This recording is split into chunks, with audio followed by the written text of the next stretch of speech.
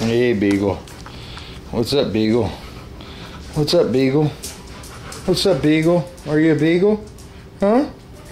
Yeah, one owner car guy sells Beagles like you. Uh-huh. Crispy marshmallow guy. Alright guys, what's happening? It's Sunday night, little quick update. Uh-oh, look at that. Big ass Bronco in the driveway. Gave the old tires a wash, cleaned it up a little bit, and I'm gonna throw the tranny in there, make it runner. And there's a trend going on here. There's the blue car back in here. I'm gonna get it done. I figured I'd put somebody else's car outside because you know, that car's ready to paint, but somebody can't decide what color to paint it. So rather than let my shit sit outside and continue to deteriorate, I figured I'd just put his out there and let it tarp it up, and when we decide what color to go with, we'll you know, bring it back inside and dust it off and get back on it. But until then, if we ain't working on it, it ain't gonna be sitting in the shop anymore. So I do have to do some work on this one before I can have him come get this, or shit, or get off the pot, however you want to put it, you know, decide what you're gonna do. And then had Hans put the 64 in the backyard back together today, put a fender on it, put the hood on there, bolted some hinges on it, so that one's ready to go bye-bye too. So that'll leave the motorhome and the dune buggy and that parts car back there, so that'll be good. So a little vacuuming in here today, not a whole lot, you know, just one side. Still on the mend, recovering a day or two. I wanted to show Cheater 40 this. I don't know. Let me get a flashlight. Maybe that'll help the cause a little bit here. Jerry offered me some shackle bushings. Oh, give me a minute, guys. And I did do this spring is going to look very funny to you. It was re-arched. It's got a bend in it right there. And the reason they did that is this is the Competition Engineering spring relocators. I do believe that these bushings are factory and they need to be replaced, but what this does is relocate the spring and moves it in, pulls the spring in and straightens it out. And what happens when you do that is it raises the back of the car up. So I had to have these re-arched like this back in shit 1970 or 80 something. There's the fuel pump still on here, blue pump. The frame, well, this flashlight is a real piece lately. Hang on, it's gonna be an awful video. Anyway, frame filter with a blue pump there with 1/2 inch line, and then we had the fuel cell, which we have to replace. And pretty basic 9-inch Ford, 9-inch Ford rear end, 430 gear, pro gear. We might have to change that gear for the big block, and you can see the shocks are, well, you can't see shit with this flashlight. Shocks are moved to the inside there, bolt off the inside of the slapper bar and go up to the trunk floor. No more in there, so you got plenty of room for tire on this car. Okay, so I don't know if you can see any of that. Lighting was pretty shitty. If it comes out really terrible, I'll crawl under there tomorrow and use a real light. So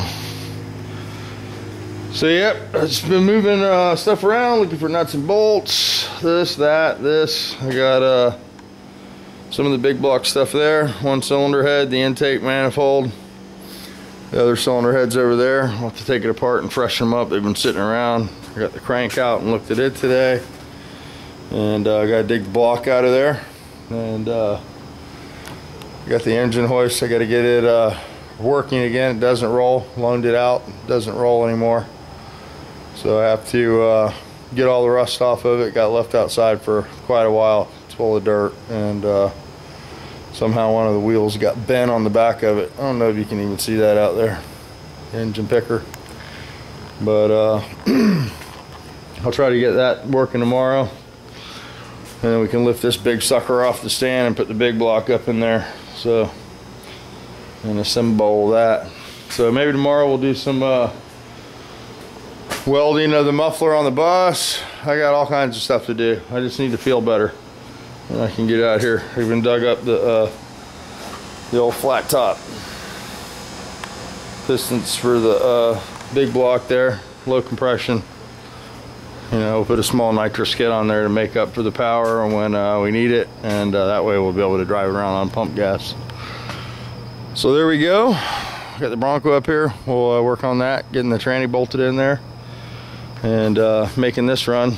Hans got that up here for me. Hans and his mom did, and a neighbor came over and helped me get this pulled around front here so we can get back on this.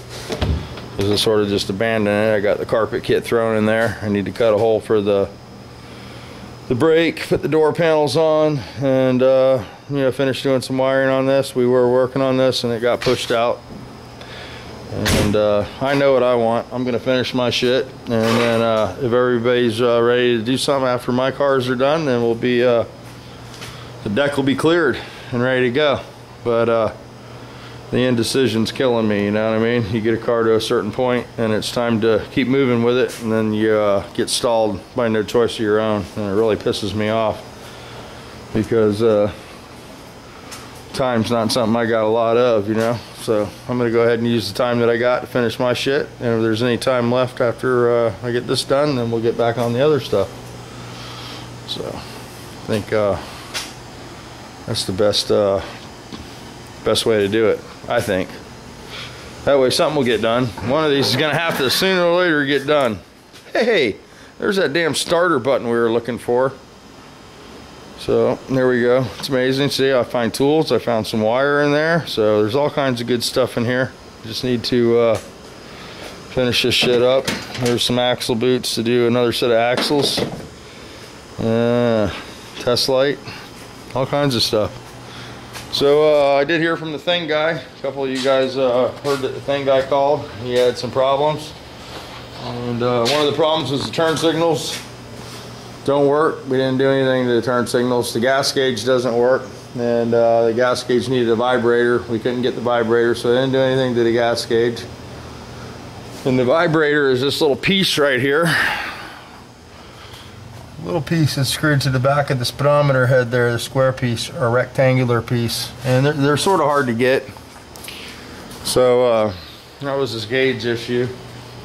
It says the motor still leaks oil. I saw the strainer plate was seeping a little bit. I really should have cleaned it off. I kept wiping drops off of it, and he insists that it's coming out of the flywheel area, and I told him if it is, I'll take care of it, other than unless it's a crack or something. But we were pretty thorough there. We put a seal in, we put an O-ring, and we jizzed the back of the case halves and the cam plug. But when we were cleaning that up, putting the motor back in there, we found a bunch of fan belt material, so that explained why the heads were loose on the motor. Of course, it ran super hot, and it explains the lack of power.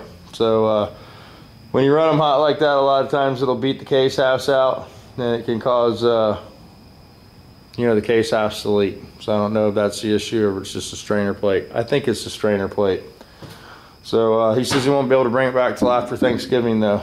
So those are the issues though. Oil leak, no gas gauge, which we didn't work on. Oh, and no headlights, which we didn't work on that either. And we just unbolted the starter off the tranny and set it off to the side, and we really didn't disconnect any wires other than the battery.